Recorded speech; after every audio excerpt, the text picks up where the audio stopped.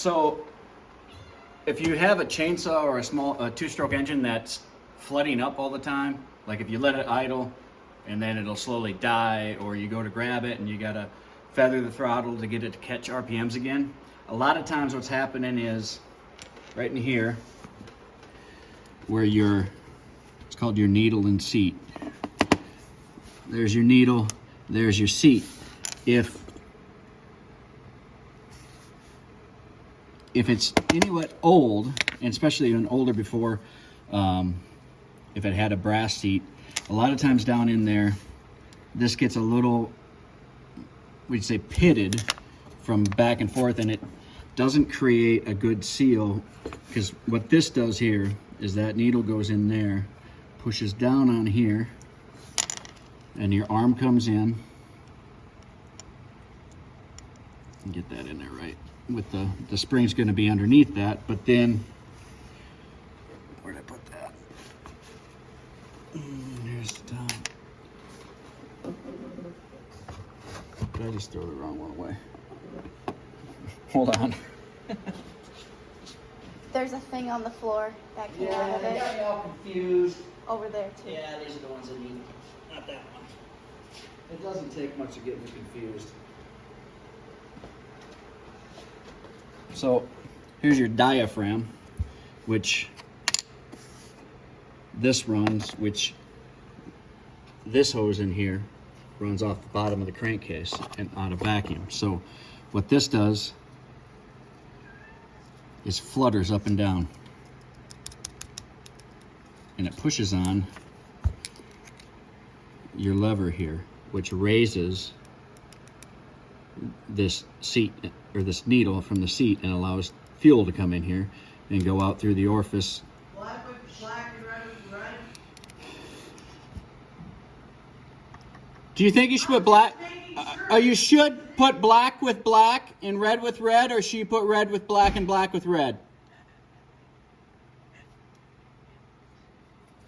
Seriously. Who asked that question?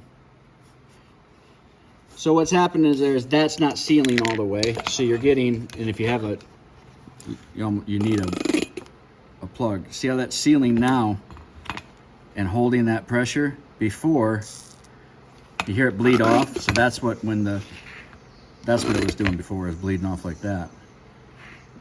But obviously we don't have it pinned down here. But as that diaphragm flutters, you can hear it on there, I think.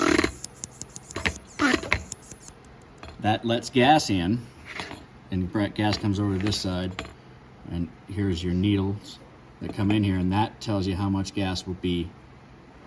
These go into those little orifices there, and that lets gas all the way through into the other side, and there you go. So what you take and do, the easiest way to fix this and remedy this is to clean it all out, and then use some carbon choke cleaner, which I just dropped it doesn't matter. You take a nice, very sharp drill bit and size it to about the size of your seat, maybe a little bit smaller.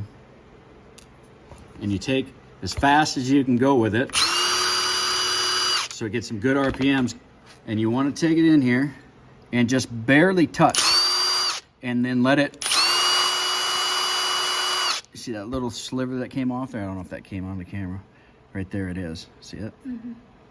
You just want to zip, zip, zip, and very lightly leave it on there so it almost like if you had a dull blade where it smooths it out because you're not putting any pressure at high speed. Take it, blow it out with compressed air. Put your seat back in, and it should, if you watch the other videos, you should be able to see how to adjust this. But once you get adjusted, you should be able to set the saw down, and it shouldn't load up all the time. And by loading up, it either dies as it's sitting there idling as you're doing something, or you go to pick it up again and you hit the throttle and it wants to kill because there's too much fuel sitting there and it doesn't have anywhere. It's almost like putting the choke on. So pretty easy fix. It's almost always the culprit.